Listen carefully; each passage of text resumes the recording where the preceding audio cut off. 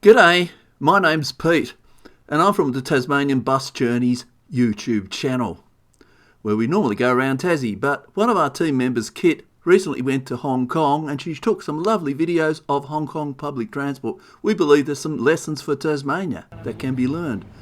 Here we are normally wandering around Hobart, telling you how to get on buses. But it's a good opportunity, we think, to show you something different from another part of the world. Enjoy. I'm Kitty and welcome to Tasmanian Bus Journeys. Now, behind me may not look very much like Tasmania, and that's probably because it's not Tasmania. And I'm in Hong Kong. And I tell you what, if you're a public transport enthusiast, this is the place to come. It is absolutely incredible. I went on the, I think it's called a funicular tram yesterday.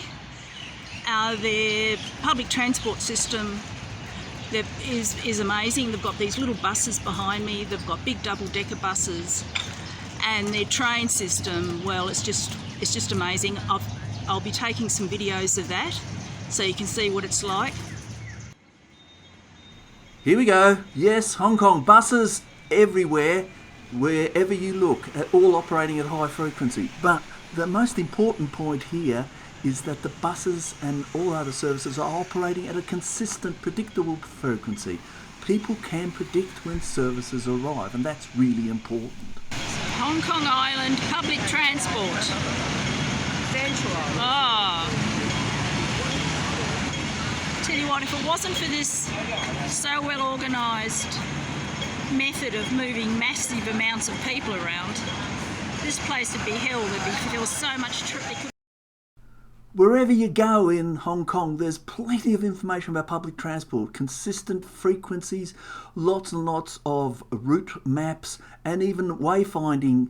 Great clear signage tells you where to go, and you know exactly where you are. You don't have to know the local language, so they've got great ticketing machines as well, plus traditional heaps of local information about fares. You can work out exactly where you have to go and what you have to do in Hong Kong. Now the next thing is an Octopus card. It is operating on all types of public transport. And the Octopus card to get into the station.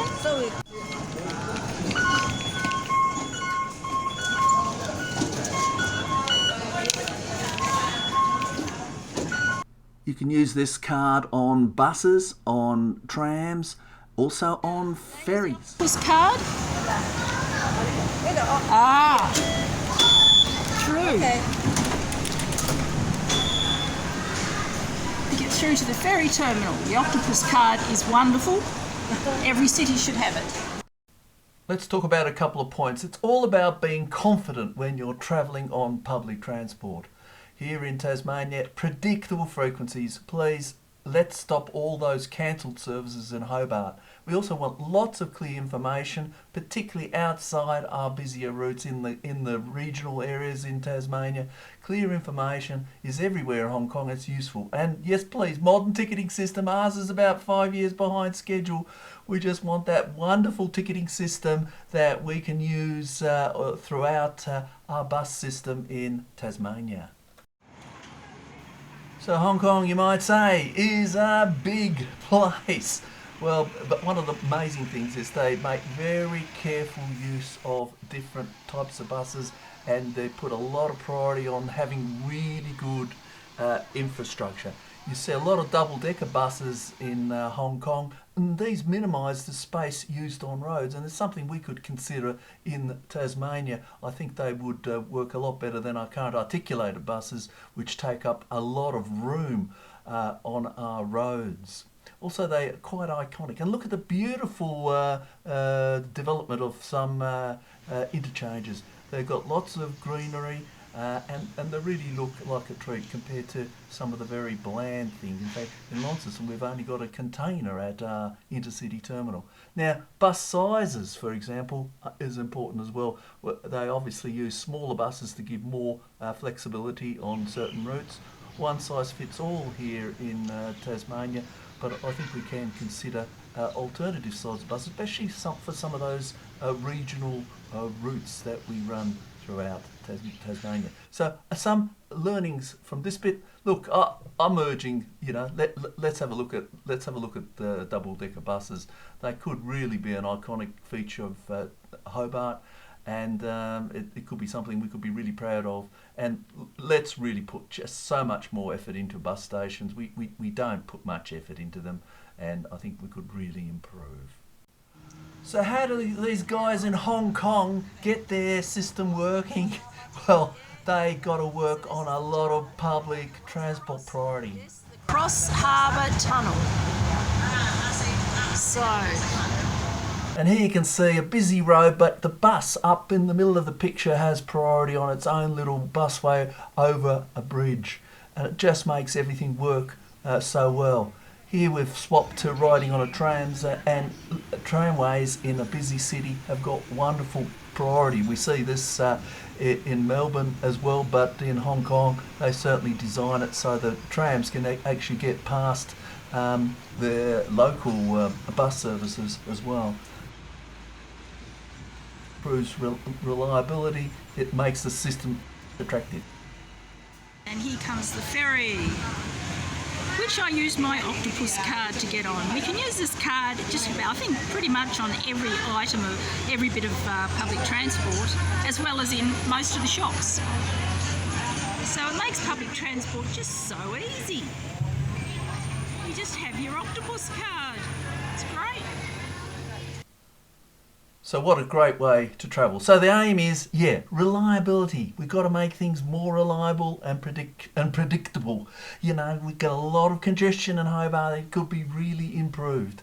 And now bus lanes is a great way to go. There's been some bus lanes started in Hobart. We need a whole lot more of them, and we want really good priority at intersections. Ferry systems, yes, they probably will work in Hobart. They've got to be done very carefully. The ferries have to run throughout the day, not just in peak periods, to make the system work. And let's not forget light rail. There's been studies into light rail. We need to revisit that as well. It does work rather nicely. It gives the ultimate priority when travelling around any city.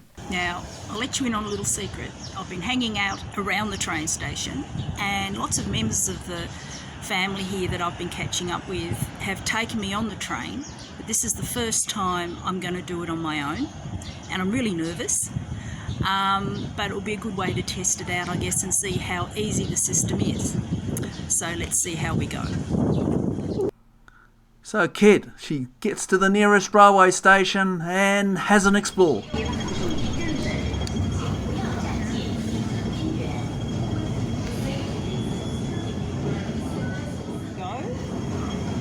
And let me see.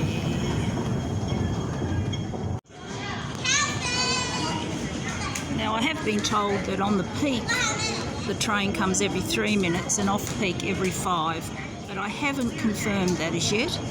But there has been an announcement that the train is arriving and will be here very soon, and here it comes.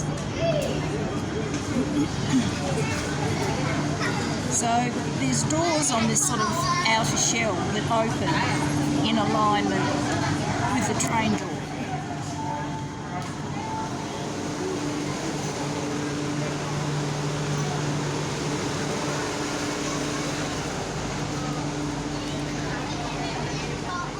So having survived Hong Kong's metro system, Kit's next adventure was to ride on the very famous Hong Kong double-decker trams.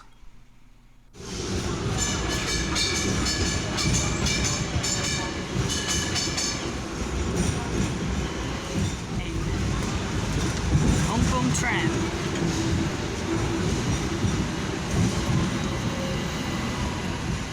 Gee, they sound a bit like Melbourne trams. Now, what amazes me is that wherever you go, you can see vestiges of all sorts of European things. And here is a advertisement for a 1930s group called the Von Trapp family, who appeared in The Sound of Music. You just can't seem to get away from Western images. I'm going to sing a song, but I'm afraid I might breach copyright. But let's go to Kitty's next adventure, and this is the funicular railway. This railway goes up and down sides of mountains. If you've been to Switzerland or nearby Wellington in New Zealand, you will see that sort of transport, and it's quite a lot of fun. Now, with the funicular railways, it goes up the hill or up the mountain, and then it comes down the mountain. So it's a very sort of limited sort of experience in that way, but it's a hell of a lot of fun just to see the world go by.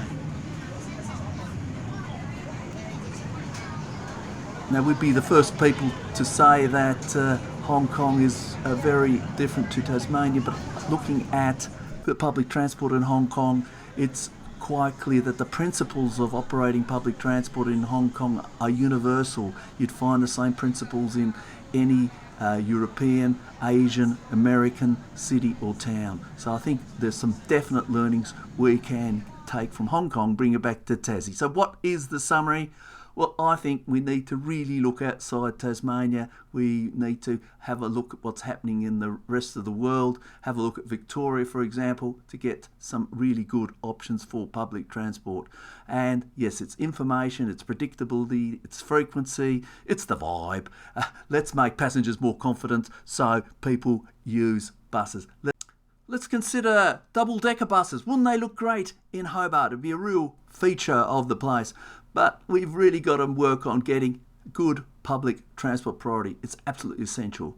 Now, if you did enjoy this video and want to listen and hear new videos, do consider subscribing to Tasmanian Bus Journeys and giving us a like. We'll be back with normal service where we will continue looking at bus journeys around Tasmania.